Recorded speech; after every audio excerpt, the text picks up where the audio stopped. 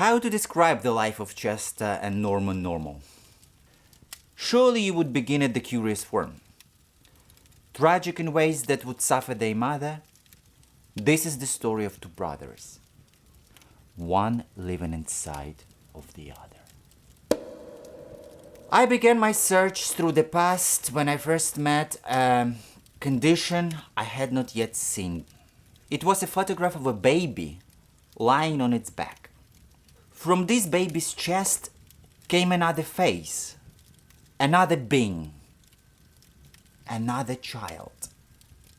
But that was all. It was just a face. I'll continue with the story, but I must pause for this image. I twisted the photograph to watch the light correct the illusion, but the biology remained. Jetta's face growing from the chest of his brother Norman, who was in his own right a handsome sprout. They were twins. Well, of course they were twins. They met at the heart. Jetta, an island prisoner, and his brother, the motioning vessel of pain. This is the brothers Normal. To begin, we find ourselves with our heroes at a young man's age, standing in a room caked in thick layers of sperm and saliva. Norman speaks. Oh, please. Please. Norman. The brother, Jetta. Norman. I'm losing my shit with this thing over my face. I'm going to scream if you don't take this thing off. God. Don't speak. You're going to blow it again. I don't care. Take it off. I don't know what sounds. Oh, gonna come out of me. Hold it in. Are you talking to yourself? Yes. Sorry about that. I don't care what you do. I'll be right out. Are you making that noise? Is that your stomach? No! You bitch! Who was that? Who was what? That voice. I didn't hear anything. Tell her, Norman. There it is again. Tell her so you can take this thing off. Come out so I can see you. I have a knife. You're going to get us stabbed. I'm under his shirt. What? I'm under his shirt. I just want to get this thing off my face. Pull your shirt up. I can just leave. Pull your shirt up or I pass your name on to Kin Daddy. And I know you don't want to fuck with no kin. Oh, thank God. What is that? What am I looking at right now? You know what you're looking at, lady. Oh. So the story went with the pair. Jetta maintained an almost spiteful energy, while Norman began to lose color and sink into wakeless undulation. So the story is on and on until the pole is reached on which you swing back from the place you ran and the past is seen as new. This was a day on which the brothers Normal swung. The first day of group therapy for conjoined twins. Dr. Ambrosio, the curator of such affairs, speaks at the head of the room.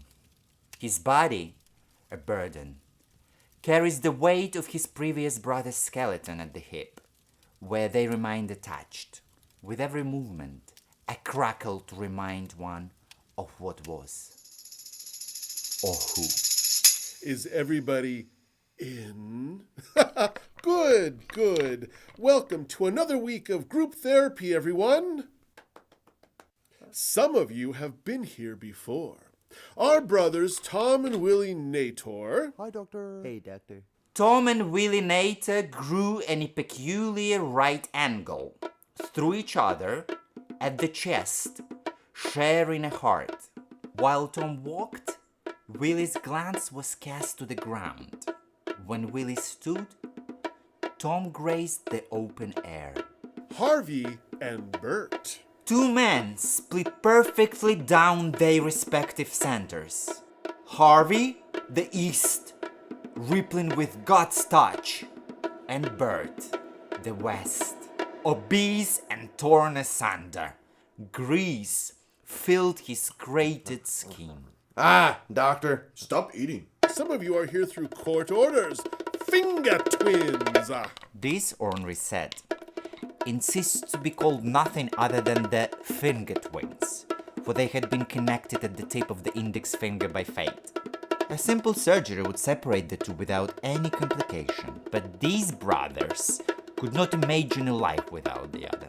We've been running in circles. The doctor continued to introduce the roster, which included a man with his counter's torso growing out of his tibia, and a beautiful young woman sharing a spine with her insufficient brother. And some of you are here for the first time. Byron Terry, Chester Norman, and finally, Wendy and Cornelius. Martin, I've told you before, you can't be here. That hidden guest, Martin, simply being one man with two full bodies connected at the neck, has no place among the fray. I'm sure it's difficult having whatever it is you have, but you are, in fact, not conjoined with any of your siblings. How can you tell me to leave?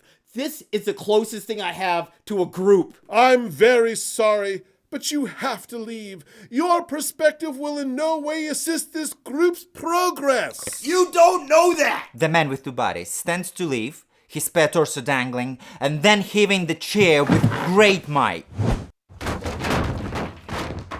Yeah, if you're gonna keep doing that, it's gonna be a guarantee that you... All right, now that that's over, we can get on with our night. Does anyone have a story they'd like to share from the week? Anything you did for yourselves? Chester, you two are new. How are you getting along? It was a rough week, Dr. Ambrosio, if I'm gonna be honest. Norman up here has started masturbating on his back and sleeping on his stomach. Can he just say that in group? It's been a real inconvenience. We generally like to stay away from these things in group time, but I'm always available for a one-on-one. I want to talk about the new girl. A fingertip brother speaks. How's your goose, new girl? Want me to finger you with my brother? That's enough. Any more outbursts, and you two are going to find yourselves in a couple of jail cells. Now, that does bring us to Wendy and Cornelius. We obviously like to start the day with some positive stories. Is there anything you would like to share on your first day? No. Maybe another time. Cornelius? Something positive? Something that was good in your day. No. Norman? You're Chester's therapist. Talk to him. That's true in a sense, but what's good for one is good for the other. We like to think we're helping everyone here. I think everyone in this room knows they can't get the help they want. So unless you're going to teach Chester here how to die like your brother, then leave me alone. You can hate me, you can yell at me, but I'm just here to help you. It's not going to affect me one way or the other. Is that right? That's right! Look at you. You don't belong to anyone. You're no good in their world, and you're no good in ours. Okay, that was a good one. That hurt a little bit. You should have died with your brother. That one I've heard before. The doctor continues on, while Chester and Willie, his downward-facing friend, exchange a thought. Your brother seems like he's a real problem. Every day it's like this. He draws on my face. What an asshole. This is what I'm talking about. People talking about me like I'm not even here. This is what you do to me. Norman, it's all right. Just breathe, my friend. No, it's not all right. I fucking hate him. You're being a little dramatic. I hate him. I hate him with every bone in my body. Try to remedy that. I still want to talk about the new girl. Fingertip. You're not allowed to talk to her. But can I? No? Cornelius, Wendy's shared back, forces his way into the face of the fingertip foe. Why, hello. Cornelius! How's a kiss feel on the cheek? Stop it! Almighty contact! A stiff hand furled with intention lends a blow to the jaw of our culprit. The power of the doctor echoes in the crackling aftermath of his brother's inertia. The light of the room could only silhouette this energy as the fingertip twin fell away into his own timeless moment. There'll be no more of that, my man! Get out! What happens next can only be described as a beaten soul orgy. As the villains arose, they threw their might in every direction, thrilled that their mindlessness had been given permission. Blind expression, given in a room that could not contain it. A feeling just on the other side of the room for years. A feeling suppressed by fear and society. It took hold of our siblings and they knew of no consequence. They only wished to give and to receive. A man kicks his leg fiercely, only to propel his attached brethren towards their shared enemy. The muscular half-man crushes a throat with a lion's grip as his unrelenting abyss mirror image absorbed the traffic to his blind side. Wendy panics. I'm calling the police! The brawl continues. Norman throws hands as Chester receives uninvited friends to his exposed face. He bites at air, doing only what a desperate man can. The door opens on the far side of the room to reveal a lonely wanderer. Hey, I was looking for AA. No one dared to step out of this defining moment. Mr. A stares on at the carnage of limbs and struggle, wishing he could understand the world in which he has been robbed. The man leaves the scene behind him and begins down the street to a hole easily known. He rests at the bar, overcome with a mood. He orders a glass of anything and never stands again for the rest of his life. 4 and 5 stools away sits Martin, the man with 2 bodies. Martin turns to notice the police running past the entrance towards the place from which he was thrown. He moves to action. The police arrived at the scene, trailed by the outcast. The door breaks in. A man in blue, bearing batons of so-called justice, penetrate the fray. Police! A uniformed enemy, a common enemy, society, law, judgment, everything working against our heroes. They attack through sheer defiance. The police are upended by the natural forces of God's untimely landscape.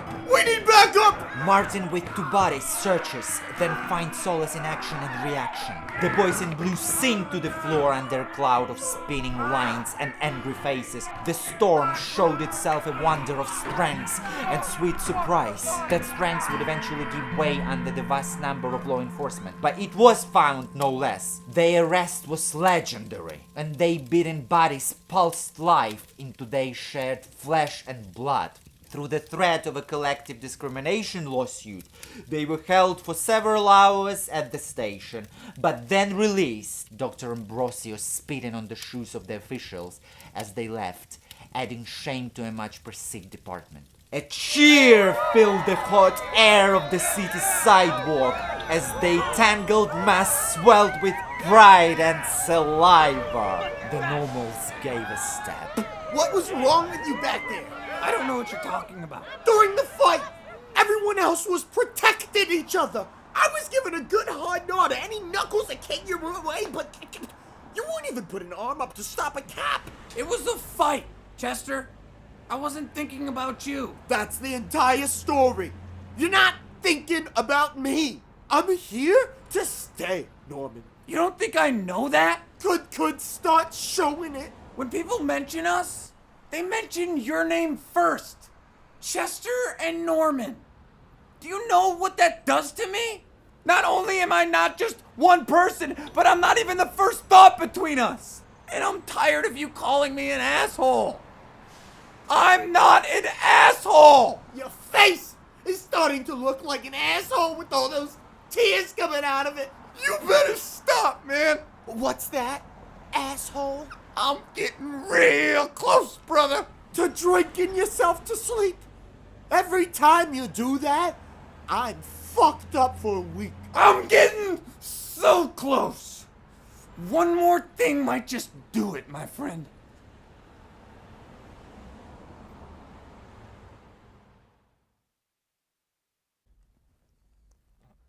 Hey everyone, that's all we got for part 1. Thanks for joining us, and make sure to look out for the release of part 2 of this 18-part series, The Brothers Normal. Ballview.